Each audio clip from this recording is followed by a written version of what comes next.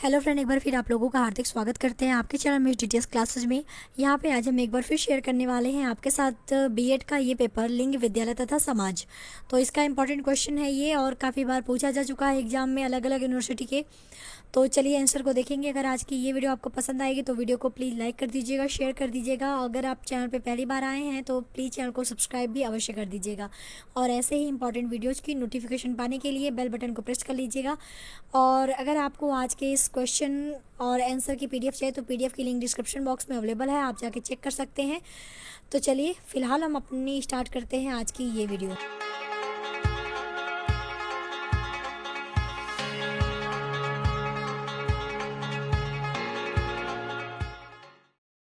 तो हमारा आज का क्वेश्चन है कि भारतीय समाज में महिलाओं की समस्याओं को दूर करने के उपाय बताइए। या फिर इस क्वेश्चन को इस तरह पूछ सकता है कि स्त्रियों एवं बालिकाओं की समस्याओं को दूर करने के उपायों की विवेचना कीजिए। तो समस्याएं क्या हैं, इसके पहले आपने ये वीडियो देखी थी कि भारतीय समाज में महिलाओं की समस्याओं या बालिकाओं की समस्याएं क्या हैं। अब हम इसमें उसको दूर करने के उपायों के बारे में बात करेंगे। तो आंसर आप किस तरह लिखेंगे, आप आंसर में डालेंगे स्त्रियों एवं बालिकाओं की समस्याओं को दूर करने के उपाय, ये हेडिंग होगा। इसके अंतर्गत आप लिखेंगे कि स्त्रियों एवं बालिकाओं की समस्याओं को निम्न उपायों के माध्यम से दूर किया जा सकता है। अब वो कौन कौन से उपाय हैं, चलिए एक एक करके आपको हम दिखाते हैं, साथ में पढ़ते चलेंगे। जहाँ जरूरत होगी वहाँ पे हम समझाने की भी कोशिश करेंगे। हमारा पहला है शिक्षा के क्षेत्र में समान अवसर प्रदान करके। तो शिक्षा के क्षेत्र में लड़के और लड़कियों को समान अवसर प्रदान करने की आवश्यकता है। यदि लड़कियों को समान अवसर प्रदान किया जाए तो वे अपने जीवन को समृद्ध और विकसित कर सकती हैं। इसलिए लड़कियों का पाठ्यक्रम एवं विभिन्न क्रियाएं लड़कों के समान ही होनी चाहिए। यानी जो शिक्षा है, शिक्षा के क्षेत्र में जो सुविधाएं लड़कों को प्रदान की जा रही हैं वो सुविधाएं लड़कियों को भी प्रदान की जानी चाहिए, जिससे कि उनका जो है विकास अच्छी तरह हो पाए और उसकी वजह से वो अपनी समस्याओं को भी दूर कर पाएंगी। तो चलिए दूसरा देख लेते हैं। दूसरा है लड़कियों को स्कूल में बेहतर सुविधाएं उपलब्ध कराकर।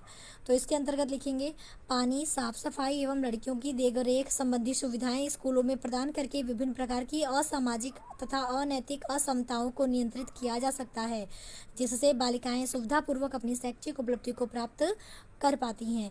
यानी स्कूलों में बहुत बार ऐसा होता है कि सुविधाएं नहीं होती लड़कियों के स्कूलों में या लड़कियों के लिए।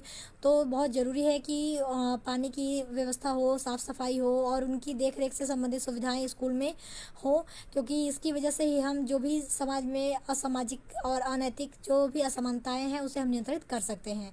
और इससे इन सब सुविधाओं के फलस्वरूप लड़कियों को अच्छी जो है शिक्षा भी उपलब्ध हो पाएगी। तो एक हमारा ये हो गया। तीसरा हमारा है शिक्षा स्तर में वृद्धि करके। तो महिलाओं के शिक्षा स्तर में सुधार करके इनकी संख्या में वृद्धि की जा सकती है। इसके लिए उपयुक्त पाठ्यक्रम और समान शिक्षा की व्यवस्था होनी चाहिए। भेदभाव मुक्त स्कूल व्यवस्था भी प्रदान करनी चाहिए, तभी महिलाओं का विकास हो सकेगा। यानी जो है शिक्षा के जो स्तर है उसमें सुधार करने की जरूरत है। जब ये शिक्षा के स्तर में सुधार होगा तो उनकी संख्या ऑटोमेटिक स्कूलों में बढ़ेगी और उन्हें उनकी जो शिक्षा व्यवस्था है वो भी समान शिक्षा व्यवस्था होनी चाहिए जैसे लड़कों की है। तो ये हमारा हो सकता है कि जो है भेदभाव रहित, जो भेदभाव से मुक्त विद्यालय हों, जिससे कि उनका अच्छे से विकास हो पाए। चौथा है महिला सशक्तिकरण का समर्थन। तो महिला सशक्तिकरण का समर्थन इस प्रकार किया जाए कि संपूर्ण महिलाएं अपने अधिकारों का पूर्ण उपयोग कर सकें। महिलाओं के विकास के लिए विभिन्न शैक्षिक संस्थानों तक पुरुषों के समान इनकी भी पहुंच होनी चाहिए। आज भी बहुत सी महिलाएं व बालिकाएं शैक्षिक पहुंच से दूर हैं, उन्हें मुख्य धारा से जोड़ने की आवश्यकता है तथा महिला सशक्तिकरण का समर्थन करते हुए इसे बढ़ावा देने की आवश्यकता है। यानी महिला सशक्तिकरण का सीधा सीधा मतलब आप ये जान लीजिए कि महिलाओं को भी पुरुषों के समान जो ऊंचाइयों तक पहुंचाना है। तो उनको उनके अधिकारों का भी उपयोग करने देना चाहिए, जिससे कि वो पुरुषों के समान भी अपनी पहुंच बना सके, शैक्षिक जो है शिक्षा में भी उन्हें समान अवसर मिले। तो ये काफ़ी ज़्यादा इम्पॉर्टेंट है कि महिला सशक्तिकरण को प्रोत्साहित किया जाए। पांचवा हमारा है अभिभावकों में शैक्षिक जागरूकता उत्पन्न करके। तो बहुत से ग्रामीण इलाके आज भी ऐसे हैं जो शिक्षा के प्रति जागरूक नहीं है तथा कुछ परिवार ऐसे हैं जो बालिकाओं को उच्च शिक्षा देने की जरूरत नहीं समझते। इसलिए सबसे पहले कोशिश करनी चाहिए कि ऐसे परिवारों को शिक्षा के प्रति जागरूक करके लैंगिक असमानता को भी दूर किया जाए, क्योंकि शिक्षा के माध्यम से ही व्यक्ति का विकास जुड़ा है। यानी बहुत से पेरेंट्स अभी भी ऐसे हैं जो कि शिक्षा के प्रति उतना जागरूक नहीं है। तो बालिकाओं की शिक्षा के प्रति सबसे पहले उन्हें जागरूक करने की ज़रूरत है, जिससे कि लैंगिक असमानता जो है वो दूर दूर हो पाए, यानी लड़के और लड़कियों के बीच जो भी शिक्षा को लेके भेद है, असमानता है, वो दूर हो पाए, क्योंकि शिक्षा जो है, शिक्षा के माध्यम से ही विकास जो है वो जुड़ा हुआ है। तो ये हमारा 5वां पॉइंट था। छठा हमारा है शिक्षा के प्रति लड़कियों को प्रोत्साहित करके। तो लड़कियों को स्कूली शिक्षा प्राप्त करने के लिए प्रोत्साहित करने की आवश्यकता है। उन्हें यह बताने की आवश्यकता है कि उन्हें भी लड़कों के समान अपनी रुचि व योग्यता अनुसार शिक्षा प्राप्त करने का अधिकार है तथा शिक्षा के माध्यम से वो नई ऊंचाइयों तक भी पहुंच सकती हैं। यानी कई बार ऐसा होता है कि लड़कियां जो माहौल देखती हैं कि नहीं, हम लड़कियां हैं, हमें ये सब चीज़ नहीं पढ़नी है, या हमारा सब्जेक्ट ये नहीं है, हमारे लिए ये सब सब्जेक्ट बने हैं, ये जो धारणा है उनका, उन्हें ये बदलने की ज़रूरत है। तो इसके लिए हमें लड़कियों को प्रोत्साहित करना पड़ेगा कि उन्हें भी अपनी रुचि और योग्यता के अनुसार शिक्षा जो है वो ग्रहण कर सकती हैं, और अपनी उस रुचि और योग्यता के द्वारा जो शिक्षा वो ग्रहण कर रही हैं उसके माध्यम से वो अपना जो है विकास भी अच्छे से कर पाएंगी और एक नई मुकाम तक, एक नई ऊंचाई तक भी पहुंच पाएंगी। तो प्रोत्साहित करना भी बहुत ज़रूरी है लड़कियों को शिक्षा के प्रति। तो हमारा ये था छठा। सातवां है स्कूलों में सरकारी सहायता प्रदान करके। तो वर्तमान समय में लड़कियों के लिए बहुत सारी सरकारी सुविधाएं प्रदान की गई हैं। निःशुल्क शिक्षा, उचित निःशुल्क पुस्तकें तथा अन्य सुविधाएं सरकार द्वारा उपलब्ध हैं। इसलिए ज़रूरत है कि समय समय पर इसकी जांच होती रहे कि सरकार द्वारा जो सरकारी सहायता प्रदान की गई है उसका सुचारू रूप से पालन हो रहा है या नहीं, क्योंकि इन योजनाओं के द्वारा ही भेदभाव मुक्त विद्यालय व्यवस्था स्थापित हो पाएगी तथा बालिकाओं का विकास भी होगा। यानी बहुत बार ऐसा होता है कि बहुत से स्कूल ऐसे हैं कि सरकार तो बहुत सारी सुविधाएं दे देती है लेकिन उसका जो है पालन नहीं हो पाता। इसलिए इन सुविधाओं का जो भी सरकार द्वारा सुविधाएं दी गई हैं उसका जो है समय समय पर जांच होना चाहिए।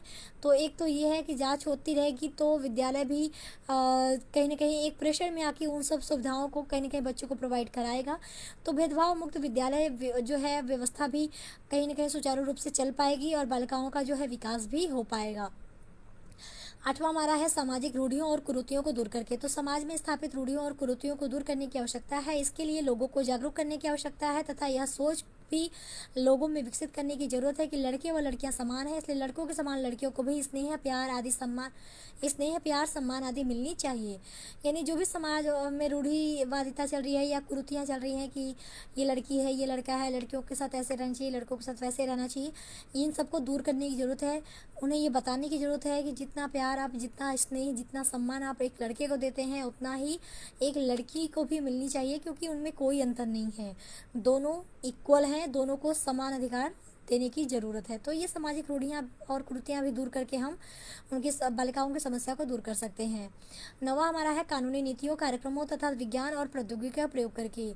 तो महिलाओं और बालिकाओं के विकास के लिए कानूनी नीतियों एवं कार्यक्रमों का सहारा लेना चाहिए तथा साथ ही साथ उन्हें सतत विकास के लिए सभी स्तरों पर विज्ञान एवं प्रौद्योगिकी को पाठ्यक्रम में शामिल भी करना चाहिए। इससे लैंगिक भेदभाव भी दूर होगा तथा महिलाओं एवं बालिकाओं को संपूर्ण व्यक्तित्व का विकास भी होगा।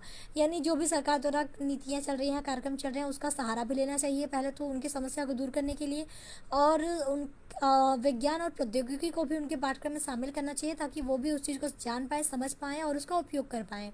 इससे क्या होगा कि वो उनका मानसिक विकास होगा, शारीरिक विकास होगा, लैंगिक भेदभाव इससे दूर भी होगा। तो यानी पूरे एक आप कह सकते हैं पूरे व्यक्तित्व का विकास होगा। तो लास्ट में हम कहेंगे, अतः हम कह सकते हैं कि इन उपायों को अपनाकर भारतीय समाज से लैंगिक भेदभाव को दूर किया जा सकता है तथा बालिकाओं व स्त्रियों की समस्याओं को भी दूर किया जा सकता है। तो ये था आज का हमारा कंप्लीट वीडियो। उम्मीद करती हूँ कि आपको पसंद आया होगा। पसंद आया तो वीडियो को प्लीज़ लाइक कर दीजिएगा, शेयर कर दीजिएगा, चैनल को सब्सक्राइब कर दीजिएगा। तो अभी के लिए thank you so much, take care, bye bye, जय हिंद।